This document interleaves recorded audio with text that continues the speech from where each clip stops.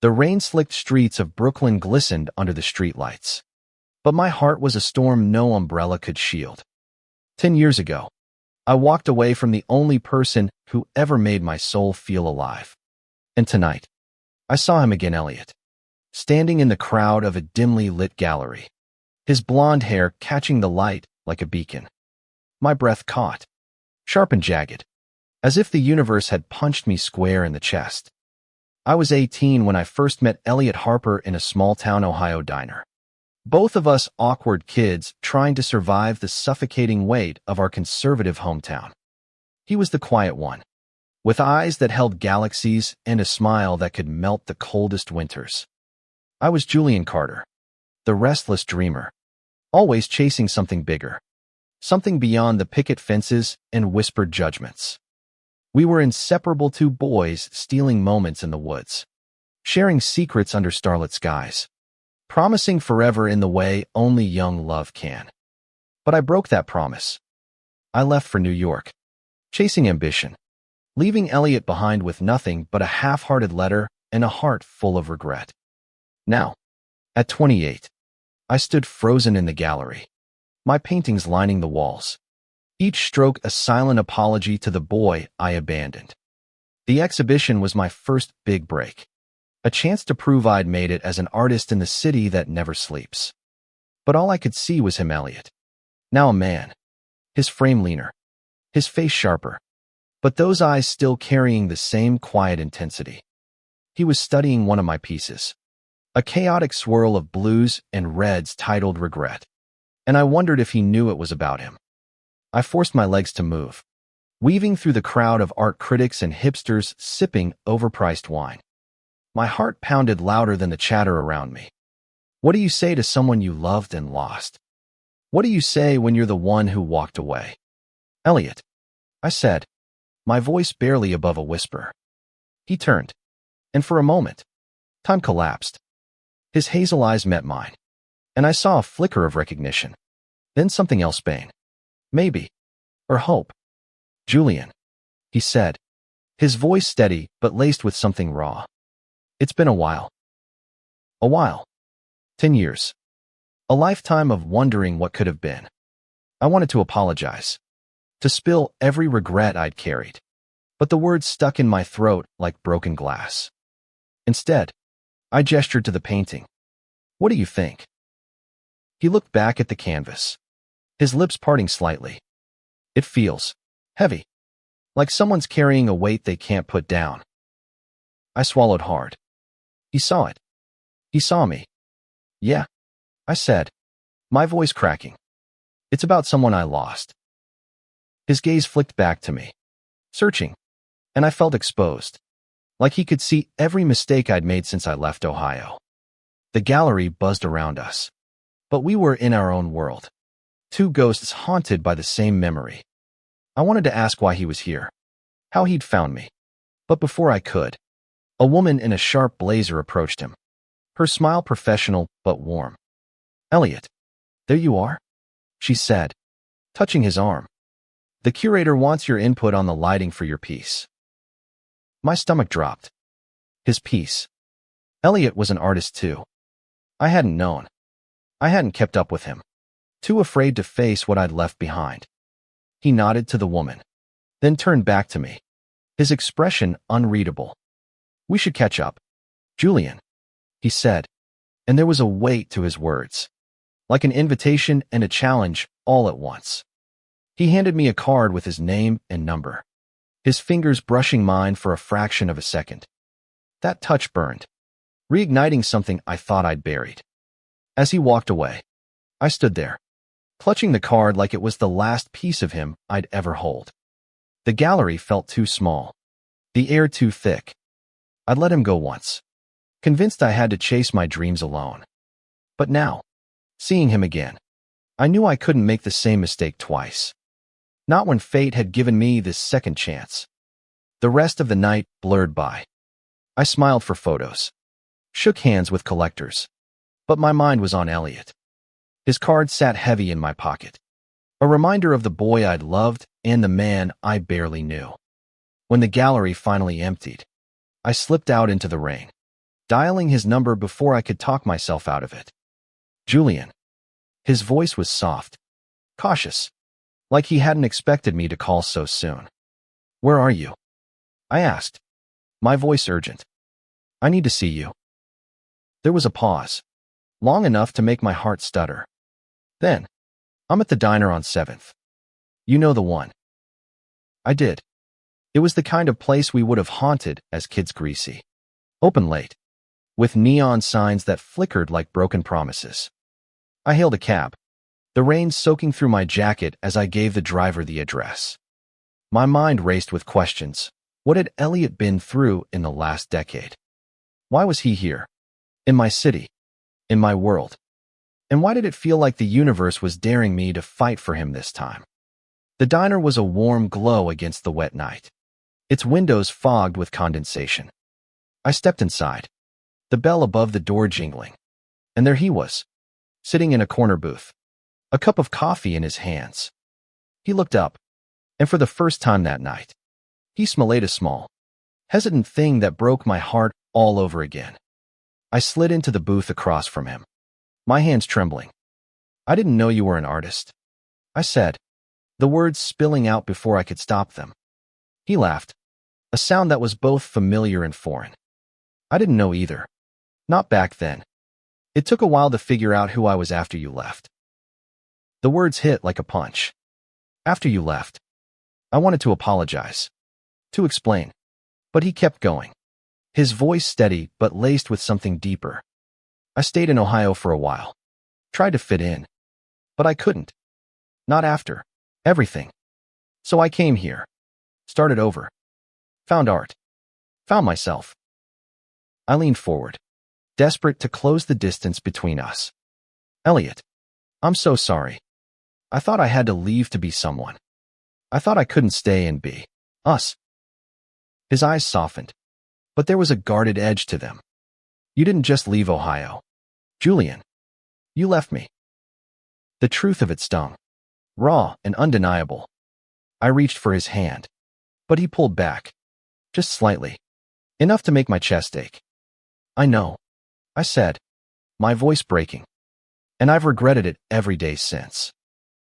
He looked down at his coffee, the steam curling between us like a barrier. Why now? He asked, his voice barely above a whisper. Why call me tonight? After all this time? Because seeing you again, I struggled for the words, my throat tight. It's like I've been holding my breath for 10 years, and you're the only thing that makes me want to breathe again. His eyes met mine, and for a moment, I thought he might reach for me. But then his phone buzzed, shattering the moment. He glanced at it, his expression shifting to something I couldn't read: worry, maybe, or fear. I have to go, he said, standing abruptly. But we're not done, Julian. Not yet. He left me there, the diner's fluorescent lights flickering above me, his words echoing in my head. Not yet. It wasn't a promise, but it was enough to keep me holding on. I'd let him go once, but this time, I'd fight for him no matter what it took. The next morning, New York woke with its usual chaos horns blaring, crowds surging, the city's pulse relentless. But I was stuck in that diner booth, replaying Elliot's words, his guarded smile, the way he'd left so suddenly. I'd spent a decade running from my past, but now it was here, demanding I face it. I pulled his card from my pocket, tracing the embossed letters of his name. Elliot Harper, artist. No address, just a phone number and an email. I wanted to call again, to demand answers, but something told me to wait. Instead, I headed to my studio, a cramped loft in Dumbo where I poured my soul onto canvas. The space was a mess paint-splattered floors, half-finished sketches, empty coffee cups, but it was mine, a sanctuary where I could wrestle with my demons. I stood before a blank canvas, brush in hand, but all I could see was Elliot. His face, older now, etched with lines I didn't know, haunted me. I started painting, not thinking, just feeling. Blues and golds bled together, forming the shape of two figures under a tree. their hands almost touching. It was us, or who we could have been, if I hadn't been so afraid. My phone buzzed, pulling me from the trance. A text from an unknown number. Meet me at the High Line. 3 p.m. My heart leapt, then sank. Why the High Line? Why now? I didn't know what game fate was playing, but I wasn't about to miss it. The High Line was alive with tourists and locals. The elevated park a ribbon of green cutting through Manhattan's concrete jungle. I spotted Elliot near the 23rd Street entrance, leaning against a railing, his blonde hair catching the afternoon sun. He wore a navy jacket, his hands stuffed in his pockets. And for a moment, I saw the boy from Ohio, the one who'd laugh at my terrible jokes and hold my hand when no one was looking. Julian, he said as I approached, his voice softer than the night before. Thanks for coming.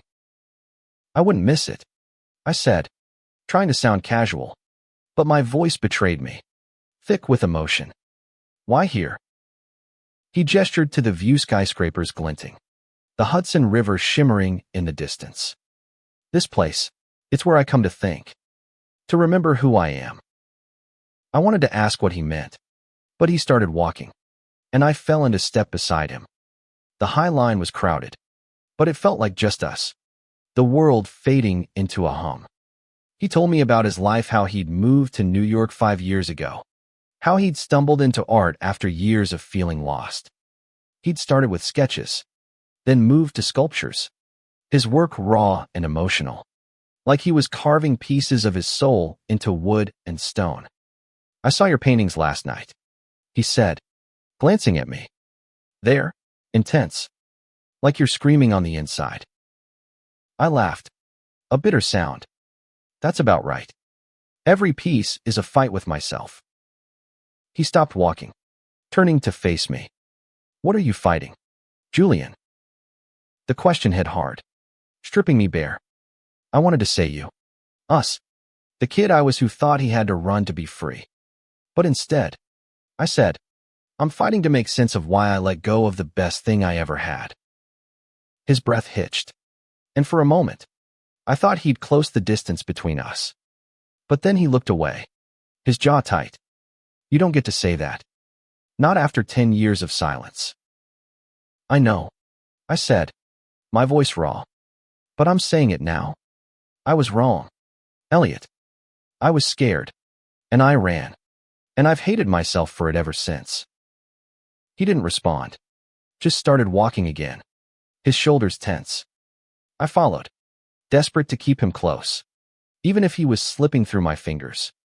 We reached a quiet stretch of the park, where wildflowers spilled over the path. And he stopped again, his eyes fixed on the horizon. There's something you need to know, he said, his voice low. I'm not the same person I was. I've been through things I don't talk about. My chest tightened. Tell me, please. He hesitated, then shook his head. Not yet. I'm not ready. I wanted to push, to demand he let me in, but I saw the weight in his eyes, the kind of pain that doesn't heal easily. Instead, I reached out, my hand brushing his arm. This time, he didn't pull away. Whenever you're ready, I said. I'm here. He looked at me, his eyes searching mine, and for the first time, I saw a crack in his armor, a flicker of the boy who'd loved me. You don't know what you're signing up for, Julian, he said, but there was a softness to his voice, a hint of hope. Then let me find out, I said, stepping closer. I'm not going anywhere this time. The air between us crackled, heavy with unspoken promises. I wanted to kiss him, to erase the years and the pain. But a shout from nearby broke the momentum. Group of kids running past, laughing. Elliot stepped back, his smile faint but real. Come to my studio tomorrow, he said. I want to show you something. I nodded, my heart racing. Where? Bushwick. I'll text you the address. He turned to leave, then paused, looking back. Don't disappear on me again, Julian. I won't. I promised. And for the first time in a decade, I believed my own words. That night, I couldn't sleep. My mind was a storm of memories. Elliot's laugh, his touch, the way he'd looked at me like I was his whole world.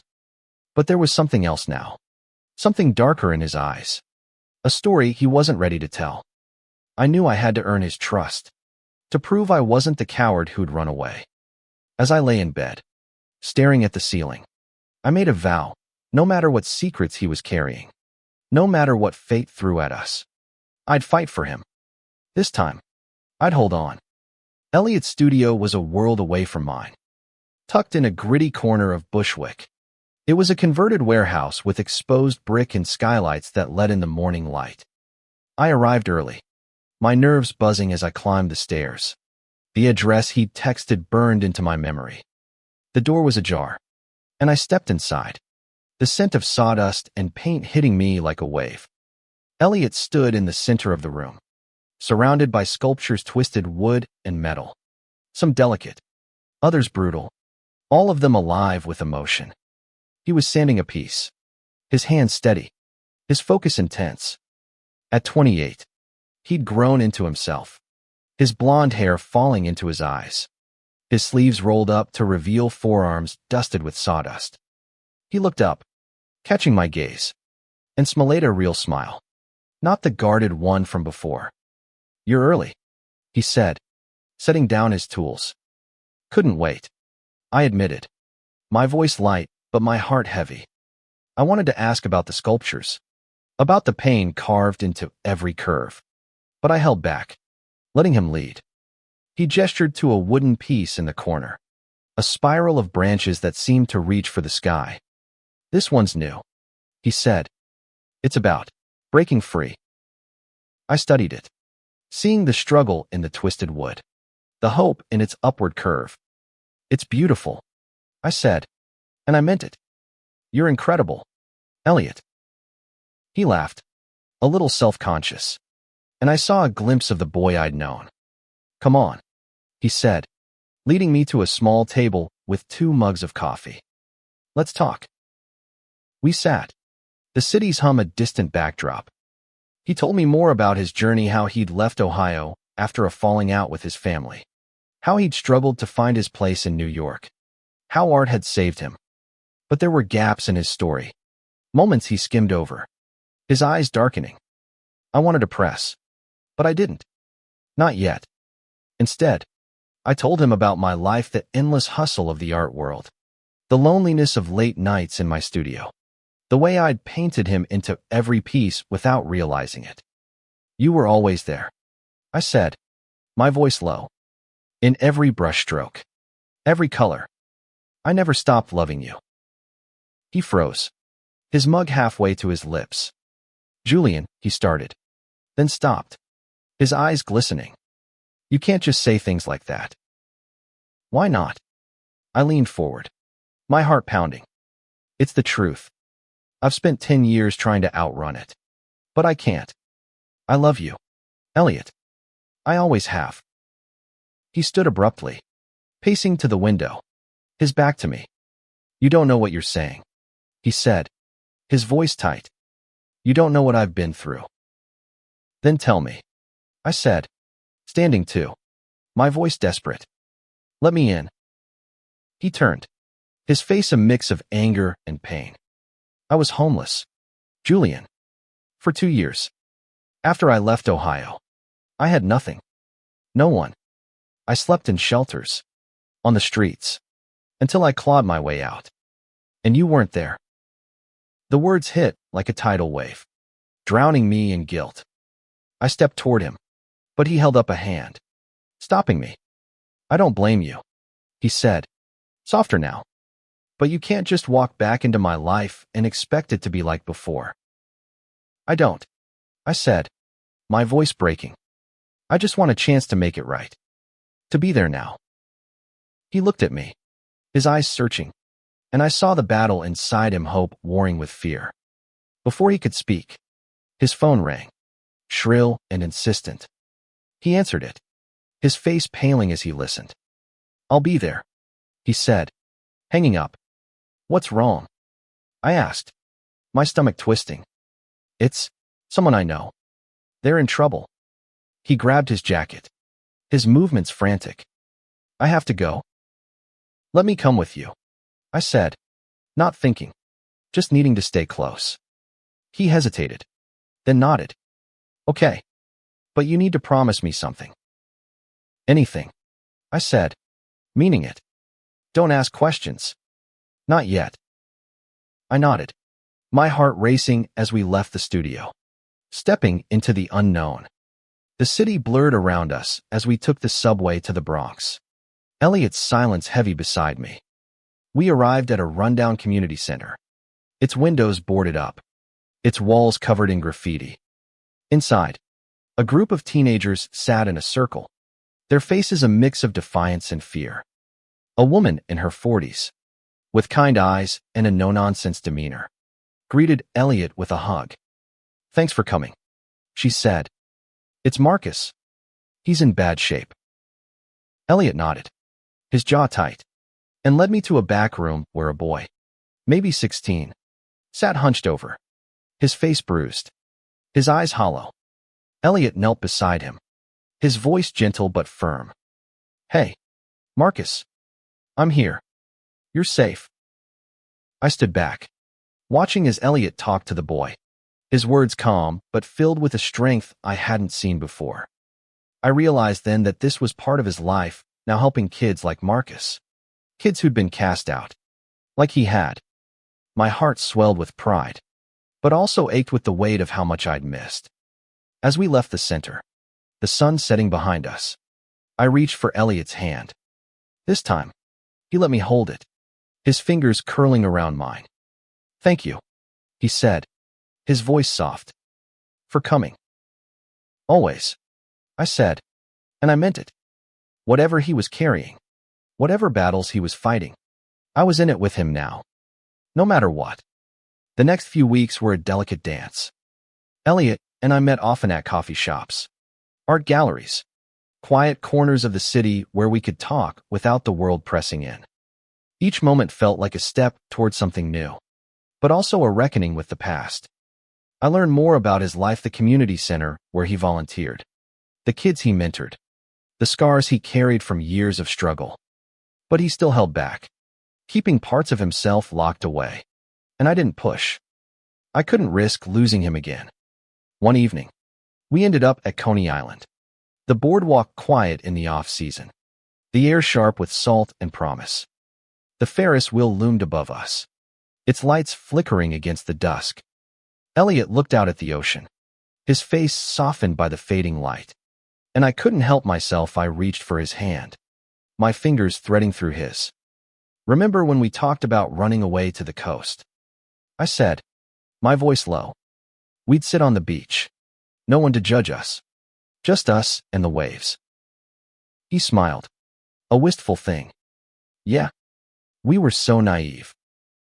Maybe, I said, stepping closer. But I still want that. With you. He turned to me, his eyes searching. And for the first time, I saw no walls between us. Julian, he said, his voice barely above a whisper. I want that too. But I'm scared. Of what? I asked, my heart pounding. Of losing you again, he said, his voice breaking. Of letting myself love you and then watching you walk away. I cupped his face, my thumbs brushing his cheeks. I'm not going anywhere, I said, my voice fierce. I swear it. Elliot, I'm here. He leaned into my touch, his eyes closing, and then he kissed me a slow, searing kiss that felt like coming home. The world fell away. The boardwalk, the ocean, the weight of 10 years. All of it gone in that moment. It was just us, two boys who'd loved each other against the odds, finding their way back. But the moment didn't last.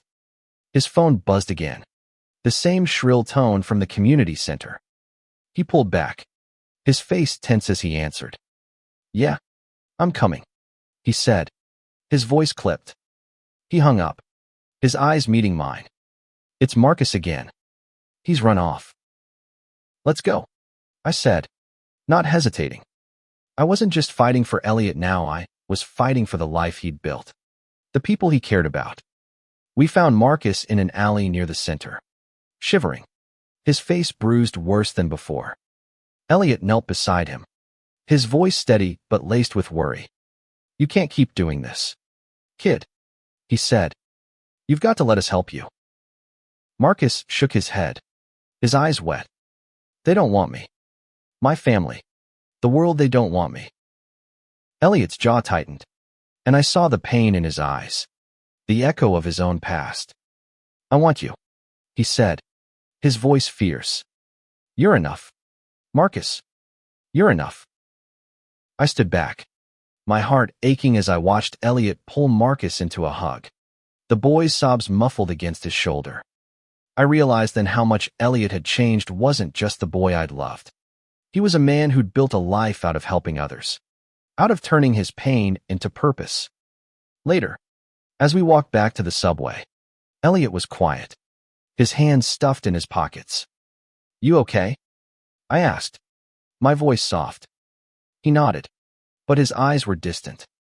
"Marcus reminds me of me," he said finally. "After I left Ohio, I thought no one would ever want me.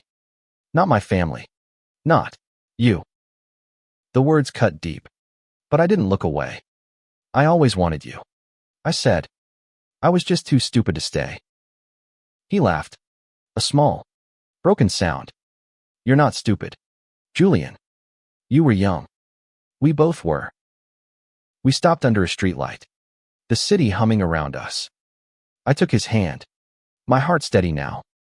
"I'm not young anymore," I said, "and I'm not letting you go again." He looked at me, his eyes bright with unshed tears, and nodded. "Okay," he said, his voice soft but sure. "Okay."